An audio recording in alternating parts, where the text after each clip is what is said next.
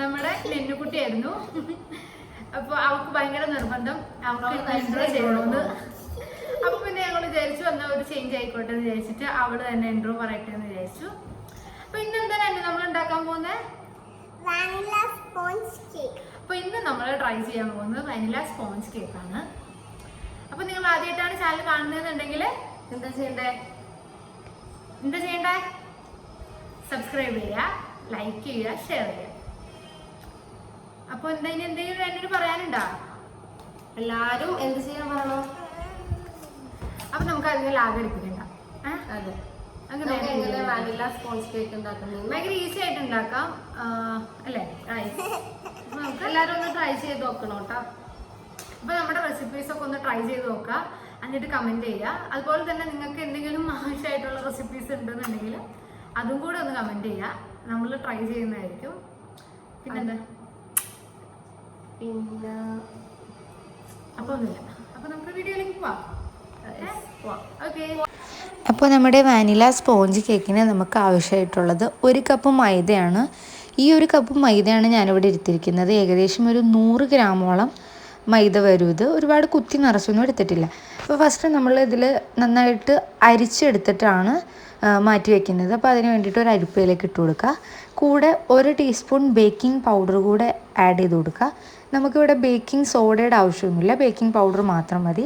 രണ്ടും കൂടെ നന്നായിട്ട് യോജിപ്പിച്ച് അരിച്ചെടുക്കുക. ഈ ഒരു പ്രോസസ്സ് 2-3 തവണ റിപ്പീറ്റ് ചെയ്യുക. അതിനുശേഷം ഇതൊന്ന് സൈഡിലേക്ക് മാറ്റി വയ്ക്കുക. പിന്നെ നമുക്ക് വേണ്ടത് 4 മുട്ടയാണ്. അപ്പോൾ ഈ 4 മുട്ടയുടെ എഗ് വൈറ്റ്സും എഗ് യോക്കും സെപ്പറേറ്റ് ചെയ്തെടുക്കാം. എഗ് വൈറ്റ്സ് നമ്മൾ ബീറ്റ് ചെയ്യാൻ ഉപയോഗിക്കുന്ന പാത്രത്തിലേക്കും എഗ് യോക്ക് വേറൊരു ബൗളിലേക്കും ആക്കിയിട്ട് ഒന്ന് മാറ്റി വയ്ക്കാം.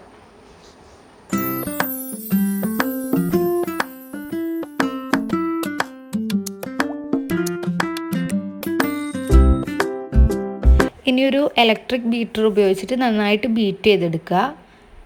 ലോ സ്പീഡിലിട്ടിട്ട് ആദ്യം ബീറ്റ് ചെയ്യുക, അത് കഴിഞ്ഞ് സ്പീഡ് കൂട്ടി വരിക. നല്ലൊരു ഫ്ലഫി ആവുന്നത് വരെ ബീറ്റ് ചെയ്ത് കൊടുത്തുകൊണ്ടിരിക്കുക. ഒരു 5 മിനിറ്റ്സ് ഒക്കെ നന്നായിട്ട് ബീറ്റ് ചെയ്ത് കഴിഞ്ഞാൽ ആ ഒരു ഫ്ലഫി ആയിട്ട് നമുക്ക് കിട്ടും.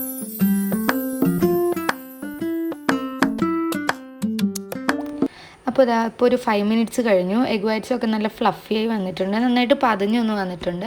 ഇനി ഇതിലേക്ക് നമുക്ക് പഞ്ചസാര ആഡ് ചെയ്യണം. പഞ്ചസാര പൊടിച്ചതാണ് ആഡ് ചെയ്യേണ്ടത്. അതിന് വേണ്ടിയിട്ട് ഒരു 7 ടീസ്പൂൺ പഞ്ചസാര ഗ്രൈൻഡറിലിട്ടൊന്ന് പൊടിച്ചെടുക്കുക. എന്നിട്ട് ഓരോ ടീസ്പൂൺ വീതം ഈ എഗ് വൈറ്റ്സിലേക്ക് ഇട്ടിട്ട് ലോ സ്പീഡിൽ ഒന്നും കൂടെ ബീറ്റ് ചെയ്തെടുക്കാം.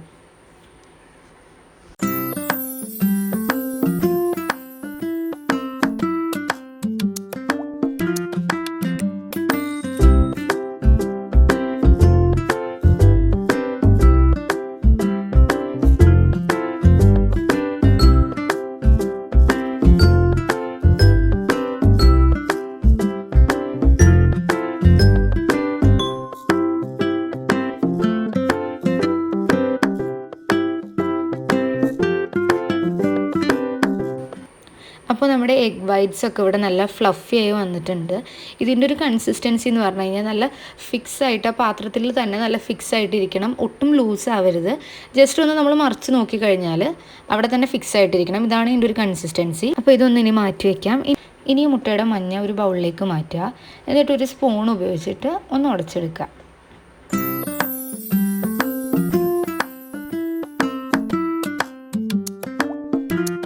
ഇനി ഇതിലേക്ക് 1 ടീസ്പൂൺ വാനില എസൻസ് ആഡ് ചെയ്ത് കൊടുക്കുക. ആഡ് ചെയ്തതിന് ശേഷം രണ്ടും കൂടെ നന്നായിട്ടൊന്ന് യോജിപ്പിച്ചെടുക്കുക.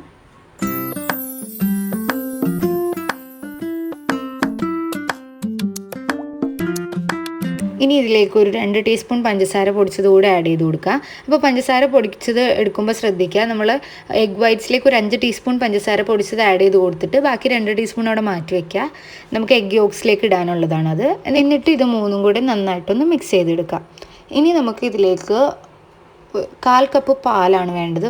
വാം മിൽക്കാണ്, ഒരുപാട് ചൂടാക്കേണ്ട ആവശ്യമില്ല. ചെറുതായിട്ട് ചൂടാക്കിയ പാലാണ് ഞാനിതിലേക്ക് ഒഴിക്കുന്നത്.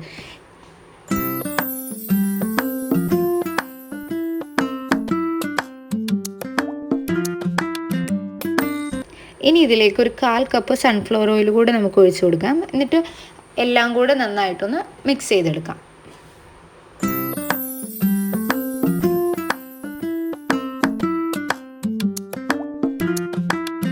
ഇനി ഇതിലേക്ക് നമ്മുടെ മൈദയും ബേക്കിംഗ് പൗഡറും കൂടെ ആഡ് ചെയ്ത് കൊടുക്കാം. കുറച്ച് ആഡ് ചെയ്ത് കൊടുക്കുക. എന്നിട്ട് നന്നായിട്ട് ഫോൾഡ് ചെയ്തെടുക്കുക. മൊത്തത്തിലിട്ട് ഫോൾഡ് ചെയ്യരുത്, കുറച്ച് പോർഷൻ മാത്രം ഇട്ടിട്ട് ഫോൾഡ് ചെയ്തെടുക്കുക.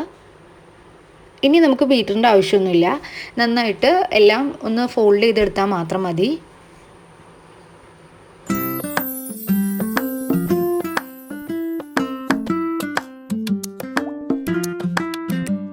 അപ്പോൾ എല്ലാം നമ്മൾ ലംസ് ഒന്നുമില്ലാതെ നന്നായിട്ട് മിക്സ് ആക്കി എടുത്തിട്ടുണ്ട്. ഇനി ഇതിലേക്ക് നമ്മുടെ എഗ് വൈറ്റ്സ് കുറച്ച് ആഡ് ചെയ്ത് കൊടുക്കുക.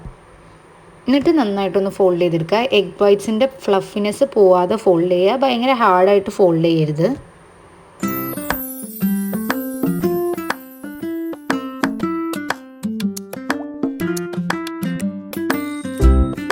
ഇനി ഇത് കംപ്ലീറ്റ് ആയിട്ട് എഗ് വൈറ്റ്സിലേക്ക് ഒഴിച്ചു കൊടുത്ത് എല്ലാം കൂടെ ഒന്ന് ഫോൾഡ് ചെയ്തെടുക്കാം.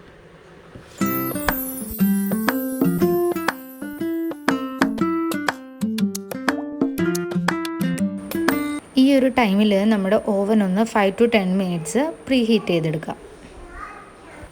അപ്പോൾ നമ്മുടെ കേക്കിൻ്റെ ബാറ്റർ ഇവിടെ റെഡി ആയിട്ടുണ്ട്. ഇനി ഇത് നമുക്ക് ട്രേയിലേക്ക് മാറ്റാം. അതിന് വേണ്ടിയിട്ട് ഞാനിവിടെ ഹാർട്ട് ഷേപ്പ് ട്രേ ആണ് എടുത്തിരിക്കുന്നത്. അപ്പോൾ ഇതിലേക്ക് നമുക്ക് ബട്ടർ ഒന്ന് ബ്രഷ് ചെയ്തെടുക്കാം. അപ്പോൾ എന്തിനാ ബട്ടർ ബ്രഷ് ചെയ്യണതെന്ന് വെച്ച് കഴിഞ്ഞാൽ നമ്മുടെ കേക്ക് പെട്ടെന്ന് വിട്ടു പോരാൻ വേണ്ടിയിട്ടാണ്.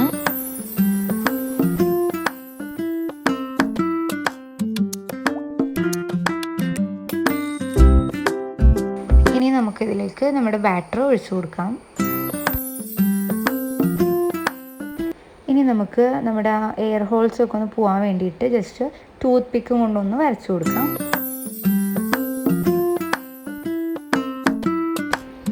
അതുപോലെ തന്നെ 2 തവണ ഒന്ന് ടാപ്പ് ചെയ്തും കൂടെ കൊടുക്കാം.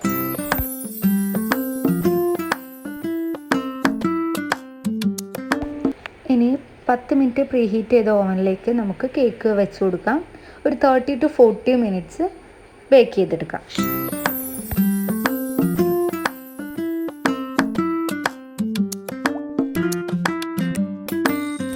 അപ്പോൾ ഒരു 30 മിനിറ്റ്സ് ആയപ്പോൾ തന്നെ നമ്മുടെ കേക്ക് നന്നായിട്ടവിടെ ബേക്ക് ആയിട്ടുണ്ട്. ഇനി നമുക്ക് പുറത്തേക്ക് എടുക്കാം. എന്നിട്ട് നമുക്ക് ജസ്റ്റ് ഒരു ടൂത്ത് പിക്ക് കൊണ്ട് സെൻറ്ററിൽ ഒന്ന് കുത്തി നോക്കാം. ഇത് എന്തിനാണെന്ന് വെച്ച് കഴിഞ്ഞാൽ കേക്ക് നന്നായിട്ട് ബേക്ക് ആയോ എന്ന് അറിയാൻ വേണ്ടിയിട്ടാണ്. അപ്പോൾ നമ്മുടെ കേക്ക് ഇവിടെ നന്നായിട്ട് ബേക്ക് ആയിട്ടുണ്ട്, ഒന്നും പറ്റി പിടിച്ചിരിക്കുന്നില്ല ടൂത്ത് പിക്കിൽ. അപ്പോൾ ഇതാ കണ്ടില്ലേ, നമ്മുടെ വാനില സ്പോഞ്ച് കേക്ക് ഇവിടെ റെഡി ആയിട്ടുണ്ട്.